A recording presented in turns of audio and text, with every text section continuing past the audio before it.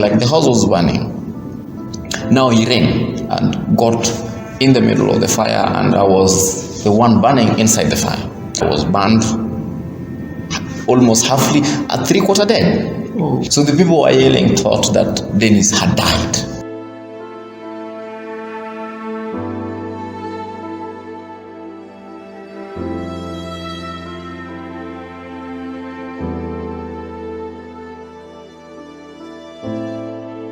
This happened is a natural call that really happened when we do not know, I included. Yeah. It was a fire accident that happened a long time ago when I was 3 weeks old.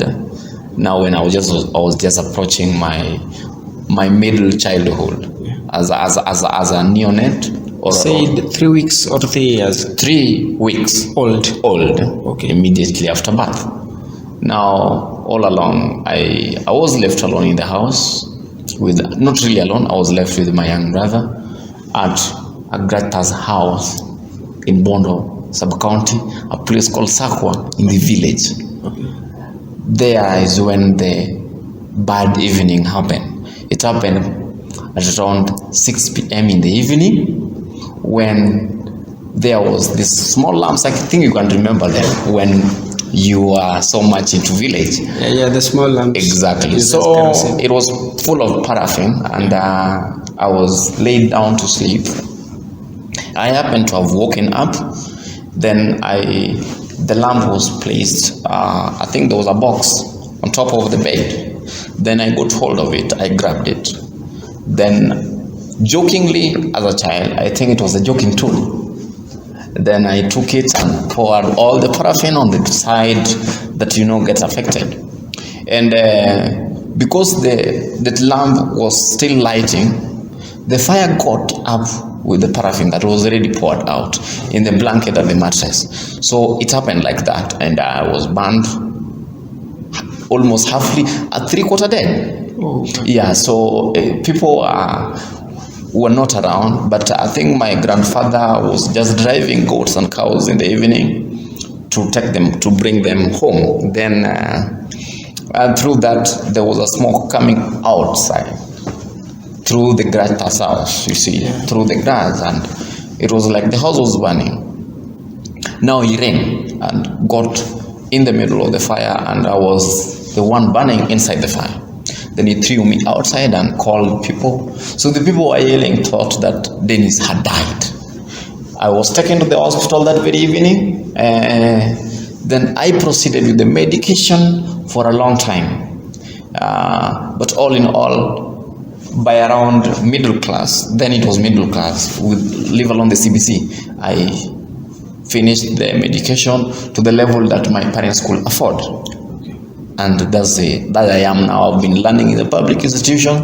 I decided not to involve myself in any special school, and I've been studying in public institution despite of all the stigmatization and discrimination. Okay, so you say you are 3 weeks old. Yes, it was 3 weeks old. Who exactly told you all this story? Because I believe you don't know what actually happened. I did not know what actually happened, and I did not ask until I was in Form 4.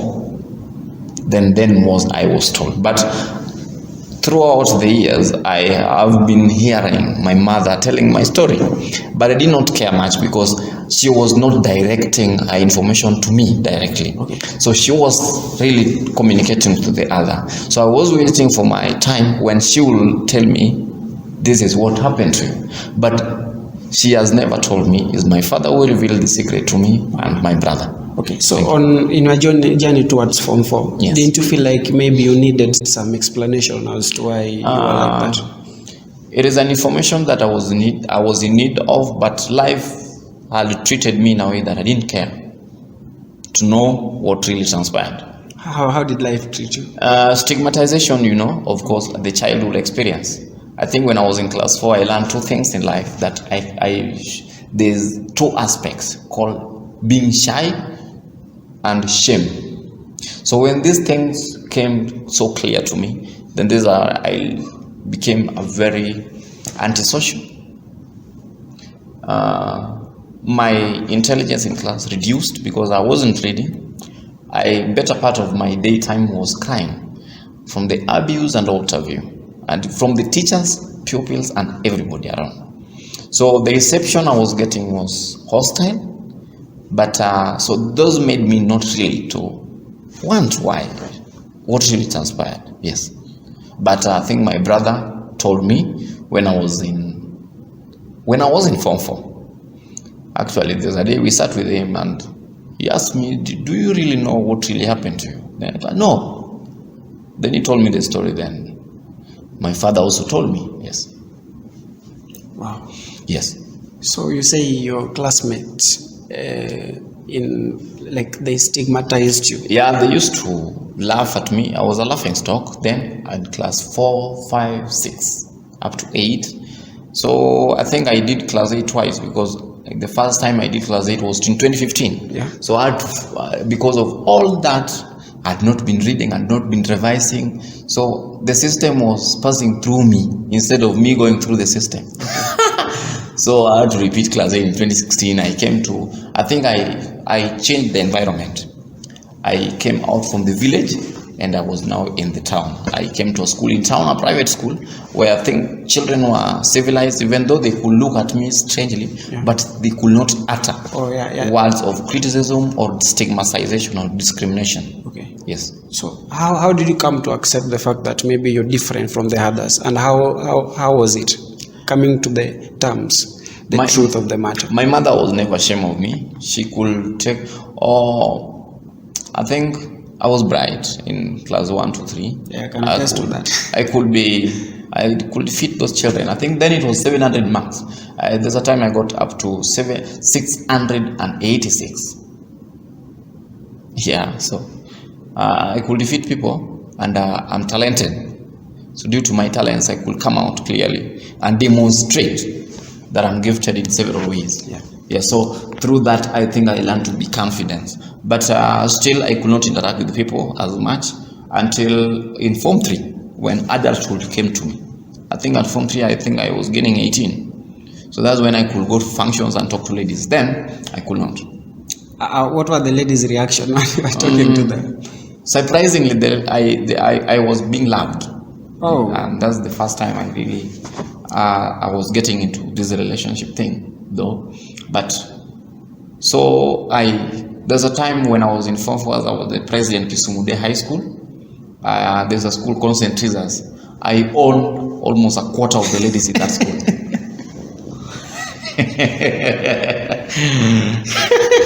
You are the president of Kisumu Day. Yeah, I was the president of Kisumu Day. And you owned almost a quarter of the ladies. Yeah, because I had the power of speech. And they were attracted to you. Definitely. Yeah. It's good to have the courage you have. Thank you. And I must say, you've been through a lot. Yeah, I've been through a lot, but here I am. A law student, aspiring to be the best lawyer. What's the reaction of your classmates? The reaction of the classmates when they first met you. When they first met me, actually, it was alienation a little bit, but I always grab that when I reach a place where people alienate me or discriminate me in a way by way of conduction, or just by a way of conduction and all that. I grab that opportunity. So the first day we were in law school, I had to talk in that class. And I asked a question to the Professor Sianya. It was the best question. The next day was we had a professor a doctor called Dr. William Aseka. Yeah. His class was of legal research, an introductory class. So he asked a question on why are you people here? Then my answer was the best. So from then they could not go on with their further discrimination, alienation. Okay. Thank you. You use your intelligence to overpower stigmatization. Yeah, that's what I do. So let me ask you this: Have you ever reached a point in your life where you are the lowest? You are your lowest moment? Yeah, I've ever reached a point where I see, I wish I would have both hands and I will be doing a lot of manual activity to earn my money and to be responsible for myself.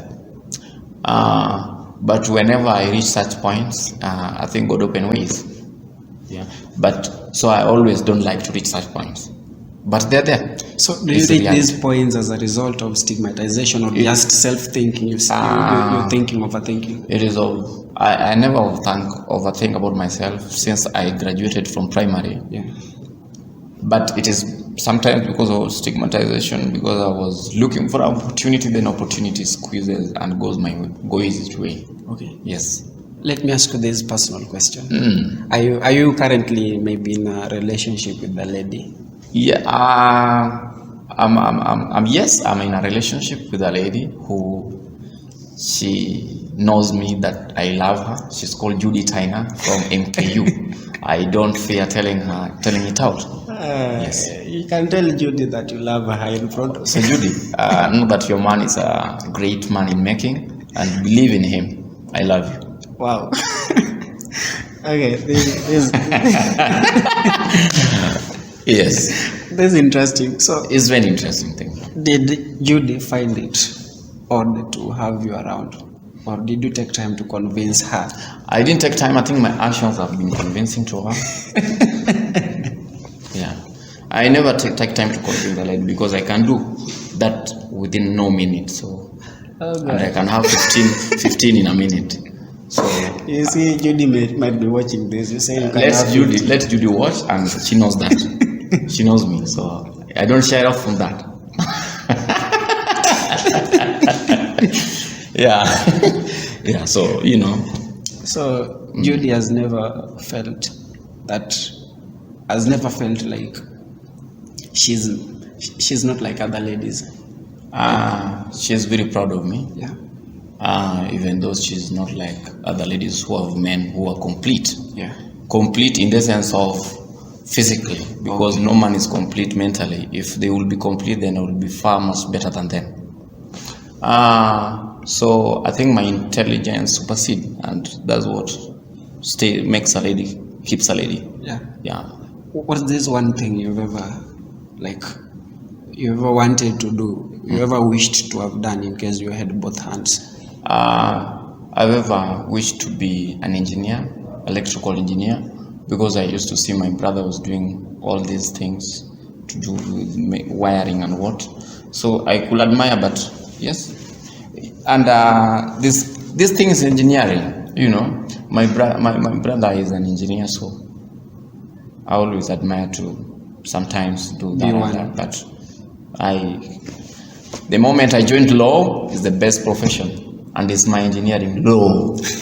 You get. So I'm so proud. So I'll never wish to do any other thing, but I'm keeping up.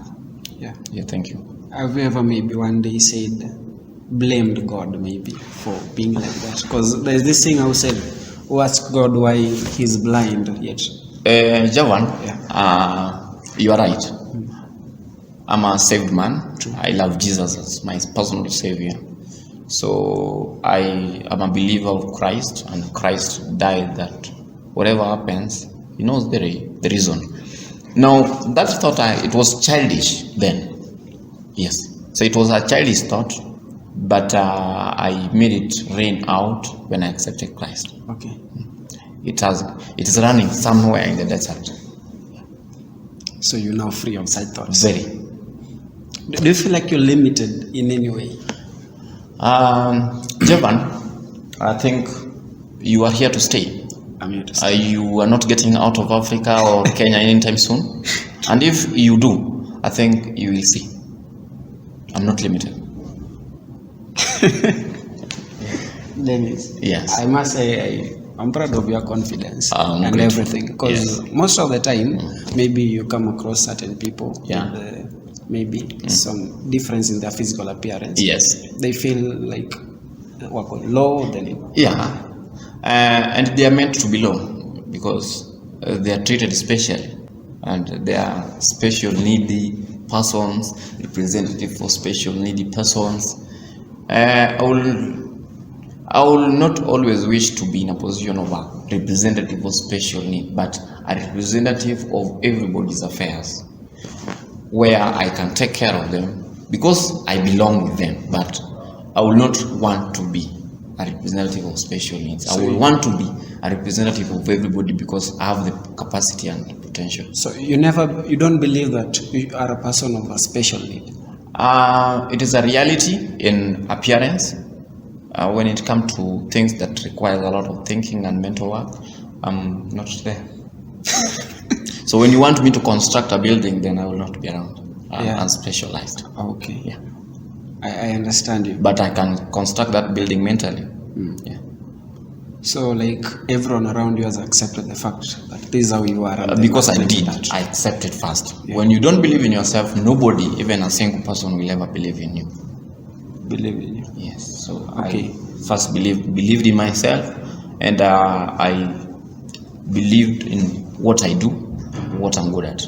Okay. Yes. So like let's say as we conclude this show, Thank you. what are your aspirations? My aspirations, first of all, is being a good legislator, being in parliament, and coming up with laws that are formidable, being a good lawyer, being into practice, and being a good lawyer in making the best of it. And I'm looking forward to being leadership, and that's what I talk of parliament. Thank you. And I will be. So you stay in Africa, stay around, and you will see.